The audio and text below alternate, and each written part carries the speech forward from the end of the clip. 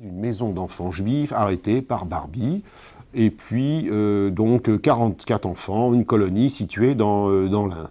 Alors pour moi, donc j'en entends parler, je me dis tiens c'est curieux, c'était pas loin, c'est donc moi aussi j'étais dans une colonie où les enfants ont été arrêtés, parce que ma mère me l'a dit après, quand elle était revenue, parce qu'elle m'a dit que tu as eu de la chance, la colonie dans laquelle tu étais, tous les enfants ont été déportés. Tu as eu beaucoup de chance, tu as eu beaucoup de chance. De même qu'elle m'a dit, heureusement que tu n'as pas été déporté avec moi, parce que je t'aurais donné le peu que j'avais à manger, et ni l'un ni l'autre ne serait revenu. Ça m'a dit aussi. Donc, je me dis, bah, peut-être, alors, on me dit, maison située dans l'Ain. Alors, l'Ain, pour moi j'étais dans la Savoie, Chambéry, c'est la Savoie. Et pour moi, j'avais fait Annecy, Haute-Savoie, Chambéry, Savoie, en vélo, j'étais donc, bêtement, cette maison se trouve en Savoie. Donc, bon, point, et puis c'est tout. Et puis on reparle du procès Barbie, une autre séance, et là, cette fois, il y a les images. Et on voit à la télévision une maison et une terrasse. Et la terrasse me dit tout de suite quelque chose. Tout à fait. Et là, le nom Lisieux est prononcé. Oui, alors là, oui. Puisque là, j'étais justement, ça m'a rappelé que quand, je sais pas si c'était la première ou la deuxième fois, on a vu le fameux témoin qui était encore là, avant que tout ça existe. Et il y avait encore M. Favet, Julien Favet, avec qui nous avons parlé. Je me souviens d'avoir eu une discussion là devant, à côté de la fontaine, là, du bassin. Et il nous a raconté, je me souviens, donc c'est pas encore le procès Barbie, parce que je sais plus, en 86, non, je sais plus quelle année c'était, en parlant avec Favet, donc c'était un témoin, et ça s'est passé entre nous, il y avait mon frère, je crois ma soeur, on était là, on était venus, je sais pas si c'était pour une cérémonie ou quoi, et on l'a rencontré, il était là, et on a parlé, on l'a interrogé, donc après ça a été dit, bon, officiellement tout ça, parce qu'il a raconté qu'il avait vu Barbie, le camion, tous les détails précisément. Alors ça, c'était un choc de voir quelqu'un qui a donné, parce que là, bon, bien sûr, j'avais lu, puisque moi, je n'étais pas au courant, bien entendu, de l'arrestation, de ce qui s'est passé après la guerre, tout ça, petit à petit, j'ai lu, j'ai appris tout ça. Et puis quand est arrivé le procès Barbie, c'est pour ça que je me remémore ça, quand est arrivé le procès Barbie, il m'a dit, c'est après l'arrestation, donc lui était passé par des acteurs avec sa femme, tout ce qui s'est passé, bien entendu, et que ça a avancé, l'instruction pour le procès Barbie, on en parlait, et alors bien entendu, on commençait à parler des dates, tout ça, et il m'a dit, il faudrait que vous veniez témoigner. Alors je lui ai, je sais pas si au téléphone ou quoi, je lui ai dit, c'est pas moi qui va venir témoigner, parce que j'ai pas de souvenir pour rien d'utile pour le procès. J'ai dit, il faut s'adresser à mon frère Adolphe. Et c'est là, il a contacté donc Adolphe, qui a été témoin. Donc moi je me suis refusé parce que je pensais que c'était pas du tout utile, et puis je n'étais pas. Je pouvais pas. Et d'ailleurs, je crois que mon frère Adolphe, il a été traumatisé depuis, il est vraiment très. Ça l'a vraiment marqué. Pour lui, pour mon frère, oui, lui, il m'a dit, moi, maintenant je pense que ça l'a vraiment marqué. Il faut l'interroger, mais maintenant il est assez réticent pour. Il a fait des films, il a témoigné pour, comment il s'appelle, Spielberg, il a fait des enregistrements, tout ça, et je crois qu'il. Mais le procès de Barbie l'a marqué de façon vraiment très profondément. Ma réaction, moi, je pense que c'est naturel, c'est-à-dire que c'était, bon, étant donné les circonstances, qu'il finirait sa vie en prison, pour moi, ça a été. Qu'il finisse en prison, c'est beaucoup mieux qu'une peine de mort qui reste jusqu'à son dernier jour. Donc je trouve que c'était le moins, mais peut-être la meilleure des sentences. Mais moi, je ne suis pas venu, j'ai même hésité à venir mais comme il y avait tellement de monde, qu'il y avait les médias et tout ça, à venir là au milieu, je trouvais que ça aurait été malsain. Donc je ne suis même pas venu, et donc j'ai téléphoné mon frère, parce que c'est assez pénible, les commissions où il le mettait de côté, il fallait attendre, chacun son tour. Mais tout ça, et le témoignage, il a été marqué. Donc je ne suis même pas venu à Lyon. D'accord, mais le procès Barbie a mis, enfin, je ne sais pas la publicité qui a été faite autour, mais a mis dans la connaissance du public, si vous voulez, quelque chose que les gens ignoraient plus ou moins, ou volontairement ou involontairement. Sauf que j'ai su très tôt que j'avais été à Lisieux, parce que dans la famille on parlait de Lisieux, mais sans plus. Donc quand il y a eu le procès Barbie, je savais qu'il avait été à Lisieux et que c'est le chef de la Gestapo, c'est Barbie, qui avait fait déporter les enfants. Ben, j'ai été convoquée. J'avais dit à Mme Zlatin que j'avais écrit qu'elle avait besoin de moi pour une. Elle avait besoin de moi pour un témoignage, ma foi, que j'étais là. Alors, ma foi, on m'a demandé. Alors, j'aime pas bien les parler. J'avais pas bien aller parler de procès. Mais comme j'avais dit à Mme Zlatin, j'ai pas voulu me dédire. Alors, je suis allée au procès Barbie. Et ça a été un grand moment pour moi, oui, ce procès Barbie. Pas tellement pour Barbie, je l'ai jamais vu, mais parce que j'ai revu des parents, des enfants qui étaient ici, j'ai revu même des jeunes que je revois ici aujourd'hui. Et ça m'a fait du bien de revoir tous ces gens. Oui. Et qui étaient gentils avec moi, qui me parlaient gentiment, je me sentais solidaire avec eux. Moi, je suis venu ici la première fois. Bon, j'étais en vacances dans ma maison de Haute-Provence, au mois de février. Et à midi, j'ai mon meilleur ami qui habite sur place. Il est venu me voir, il est venu déjeuner. Il m'a dit, donc, t'as pas été à Lisieux, toi? Je dis, mais si. Il dit, j'ai écouté la radio ce matin, ils ont arrêté Barbie. Alors, ils ont parlé de tout ça à la radio, ils l'ont arrêté en Amérique du Sud, ils l'ont ramené à Lyon. Oh, je dis, c'est pas possible. Alors, mon épouse vivait encore, alors on est parti de chez nous, hein. Et j'ai dit, moi, il faut que bon, au lieu de passer à Lyon, moi, je passe pas à Lisieux. Je suis jamais retourné, mais avec cette. Je sais ce qui va venir, hein, je vais y aller. Et j'ai eu un peu de mal à retrouver, parce que Lisieux, c'est vraiment tout petit sur une carte. Hein, et après, bon, quand j'ai retrouvé le chemin pour monter, quand je suis tombé devant la maison, je dis, ah bah oui, c'était là, bien sûr. Puis j'avais des photos. Et j'ai montré ça à mon épouse, et puis il y avait les Thibaudier qui étaient là encore. Je n'en parlais pas beaucoup, jusqu'au procès Barbie, j'ai jamais beaucoup parlé de toute cette période de ma vie, parce que bon, c'était trop difficile, c'était trop, ouais. Et comme j'explique toujours, quand je rencontrais quelqu'un qui était passé par les mêmes trucs, j'avais pas besoin de lui raconter, il savait. Et moi je savais qu'il savait, et lui savait que moi je savais.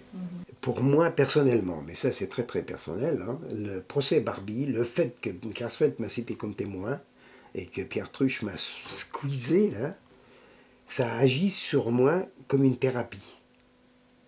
Je sais d'une façon très précise que quelques semaines après le procès Barbie, après mon témoignage au procès Barbie, donc en juin 87, quelques semaines après, j'ai cessé de faire des cauchemars. Sujet de mes parents, des camps, de toute cette période. Et un an plus tard, j'ai été capable, pour la première fois, de parler en public, à savoir dans un lycée en Allemagne, à des jeunes, à raconter tout ça, sans que ça me perturbe et ça m'empêche de dormir et que ça me fasse faire des cauchemars et enfin que oui, que ça me bouleverse. J'avais en quelque sorte, ça avait agi sur le fait d'être obligé de répondre à toutes les questions. Une fois qu'on est cité comme témoin, il faut répondre aux questions. Et ça devant des milliers de personnes, si vous voulez, une thérapie de groupe, c'est pas autre chose, hein. Bon, c'était un peu brutal, c'est vrai. Et il m'a fallu un certain temps pour digérer ces questions. Mais c'est à partir de ce moment-là que j'ai pu en parler sans en rêver la nuit. Et c'est aussi à partir de ce moment-là qu'a disparu chez moi, par exemple, cette phobie terrifiante de ne pas pouvoir supporter un sentiment de faim. C'était à la même époque. J'ai sorti tellement de choses que j'avais enfouies au fond de moi, mais j'étais obligé de les sortir devant des milliers de personnes. Bon, j'ai pas compris tout de suite. Il m'a fallu des semaines et des semaines pour comprendre comment ça marchait, ce truc. Hein. Mais c'est là que j'ai commencé à dormir normalement et à en reparler normalement sans que ça me bouleverse. C'est assez flou. J'avais carrément tout oublié. J'ai retrouvé Lisieux en 1985, parce qu'il y avait une commémoration ici. Le musée n'était pas encore ouvert à l'époque. Et j'étais descendue dans le Midi de Paris, voir mes frères, Et on avait décidé que pour la date anniversaire de la commémoration des enfants, nous allions y aller cette année-là.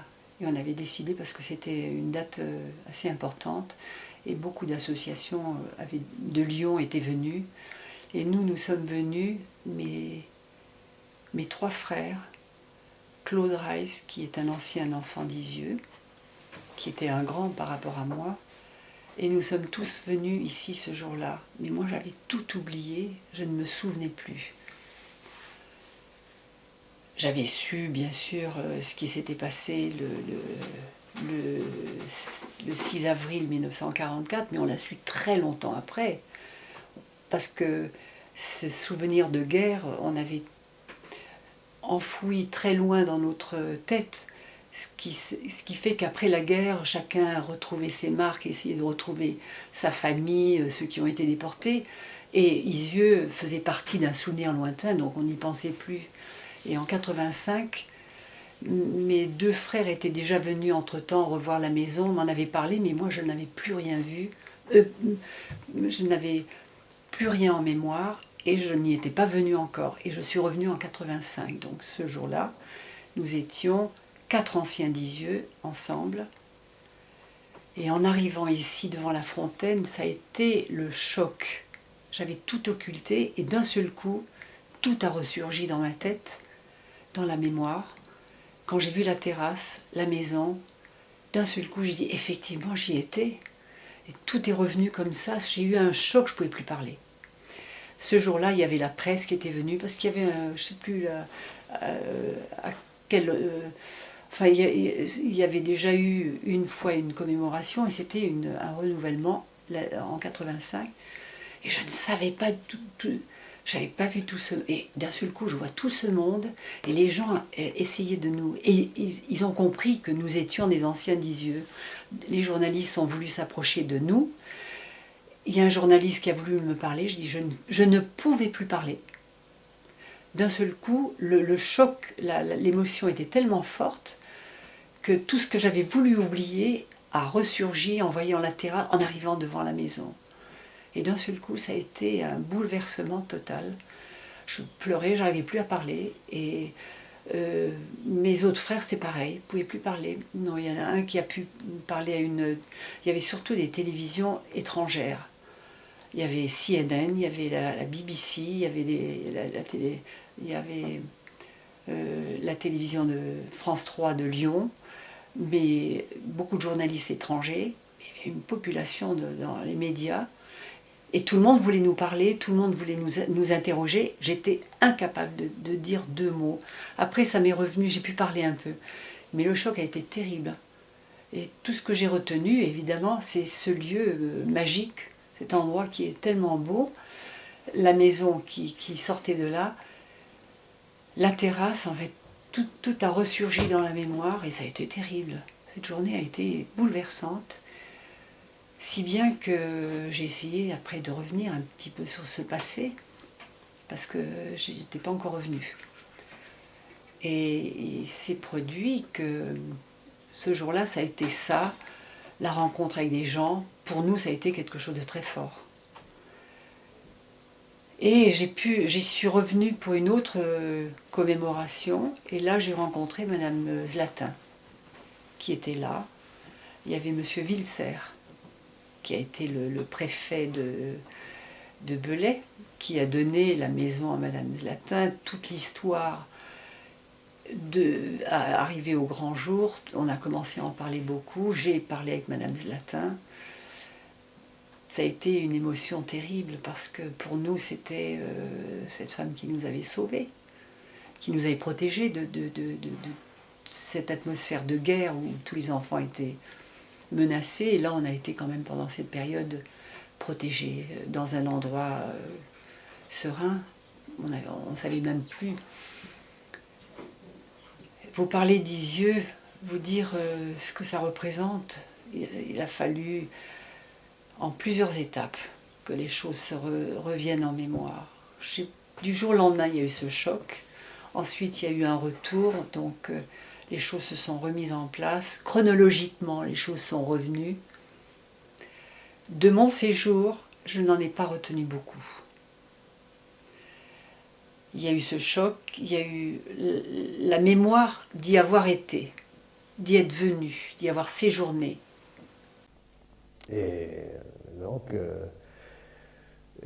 c'est un miracle qui est arrivé pour elle, dans le sens que le jour que Serge Klarsfeld, un dimanche, m'a appelé chez moi au mois de juin 71, et il m'a dit à brûle pour point comme ça, Ina et Claudine, ça vous dit quelque chose?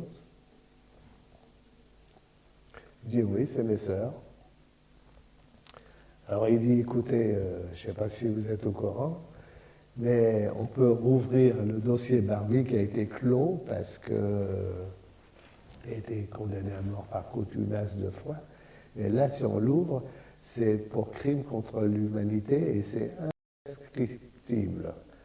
Alors je dis oui, moi je suis tout à fait d'accord. Et connaissant ma mère, il n'y a aucun problème. Et alors bon, ben, vous venez chez moi, j'étais chez lui, à l'époque il habitait avec sa maman encore, 196 avenue de Versailles. Et je racontais mon histoire, il l'a marqué. Et Béate, elle m'a dit, ben, écoutez, on va partir chez le nouveau procureur Landolf à Munich. Alors j'ai dit, moi je connais une dame qui a perdu ses 3 enfants à Isieux, c'est Madame Benguigui, qui est une amie de maman. Et moi je la connais également, puisque je la tutoyais pas, mais je l'appelais par son prénom, Fortuné. Et en plus, sa fille, la Benjamin, allait en classe avec Monique, Yvette, et ils étaient dans la même classe. Et j'ai présenté Madame Benguigui à Béate et à Serge, et on a fait le voyage en septembre 71 à Munich, chez le procureur. Dolph, un nouveau procureur qui a bien voulu ouvrir le dossier. Et bon, une fois que le dossier a été ouvert, Béate, elle a dit, bon ben, il faudrait un témoin que Barbie aurait vu. Alors il s'était adressé à Laure Moulin, mais bon, Laure Moulin, ça ne pouvait pas avancer. Et puis il s'est adressé à Simone Lagrange, mais elle n'en avait pas la force, et puis on peut la comprendre. Hein. Et ma mère, elle n'a pas hésité, voilà. Alors on a organisé le départ avec la LICRA, parce qu'à l'époque, il n'y avait pas les filles et fils, il n'y avait pas d'association, il n'y avait pas d'argent, il n'y avait rien. Il y a eu une aide par la LICRA pour au moins subventionner le voyage. Quoi. Et ils sont arrivés au Pérou parce que on ne voulait pas les laisser arriver en Bolivie, parce que Béate, elle avait été quelques jours avant, et on lui avait dit, si vous revenez, vous donnez des conférences de presse, vous serez expulsé, donc il ne faut rien dire. Et ils sont restés 2-3 jours à Lima, et ensuite ils ont pu aller en Bolivie. Dès qu'ils sont arrivés à La Paz, ben Barbie, lui, il a fait le contraire, il est parti à Lima. Il a fait le voyage en sens contraire. Et bon, ben, c'est ma mère qui a été interrogée par les journalistes, l'agence de presse, et puis c'est elle qui parlait avec tous les journalistes, elle expliquait son histoire, et puis elle voulait être confrontée avec Barbie, donc elle a pris un avocat sur place, que j'ai toujours le certificat chez moi. Et en fin de compte, ça a duré 3 semaines et ne pouvaient pas avoir Barbie, alors elles se sont enchaînées sur le banc, elles ont manifesté, elles ont expliqué pourquoi elles étaient là, elles avaient marqué les slogans de ce qui était arrivé et tout. Alors l'instruction a commencé le jour qui est arrivé, en février 83. La première plainte, c'est ma mère et moi et Monique qui l'avons formulée chez le juge d'instruction de l'époque, Christian Ries.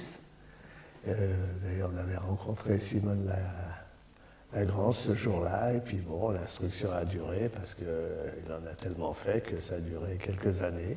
Alors, un jour, comme ça, j'ai reçu une convocation, Et j'ai été confronté à Barbie en prison. Alors, c'est-à-dire que j'étais pas le seul, bien sûr. Il y avait Serge Klarsfeld, il y avait le greffier, c'était une femme. Il y avait l'interprète de Barbie, il parle bien le français, mais bon, soi-disant. Il y avait Vergès, il y avait Maître Lippmann, l'avocat des enfants, aussi, et puis moi. Et alors, le fait a voulu qu'il soit assis à côté de moi, là, il était assis là, voilà.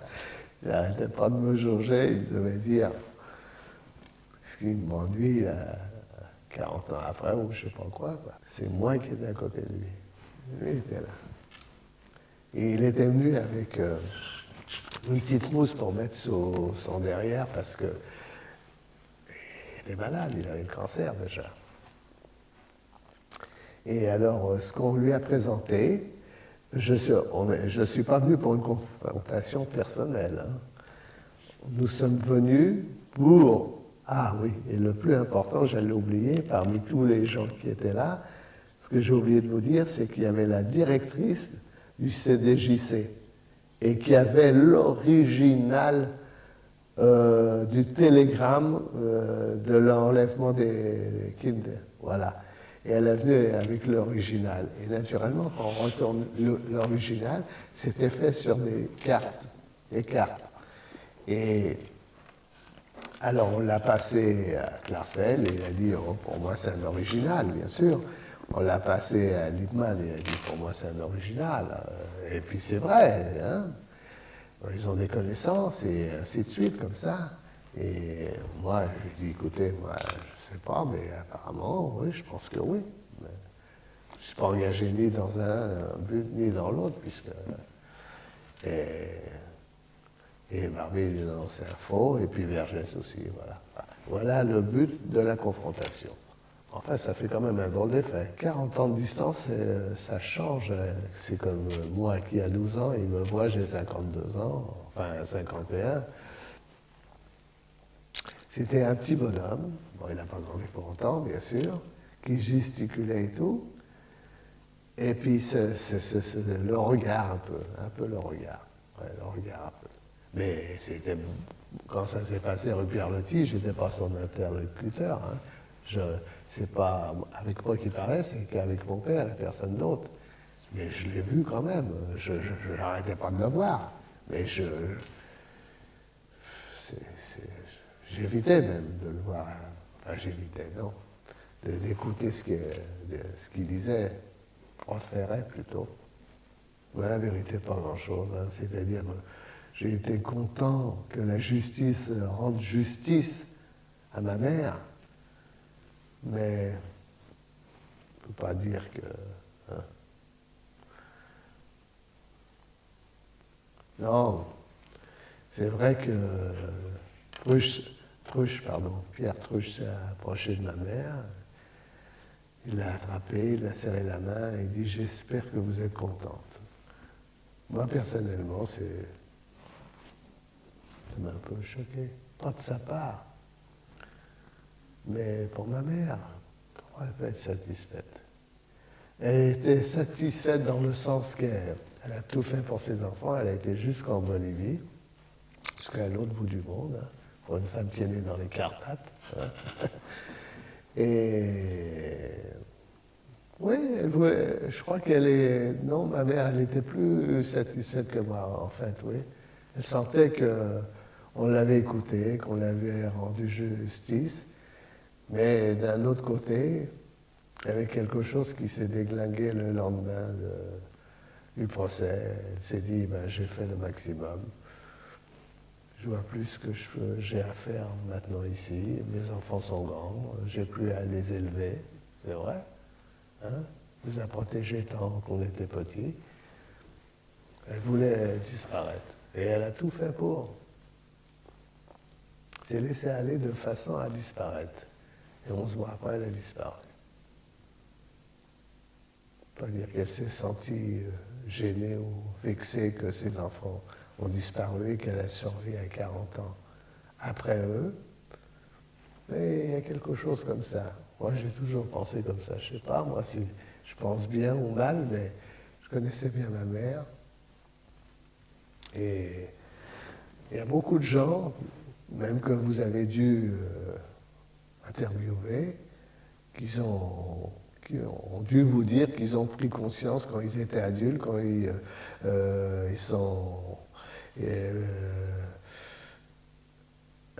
qu'ils avaient fini leur boulot, et qu'à la retraite, ça s'est remonté à la surface, ils ont pensé à tout ce qui s'est passé. Mais moi, je peux vous dire que ma mère et moi, depuis le jour que ça s'est passé, ça n'a jamais cessé entre nous.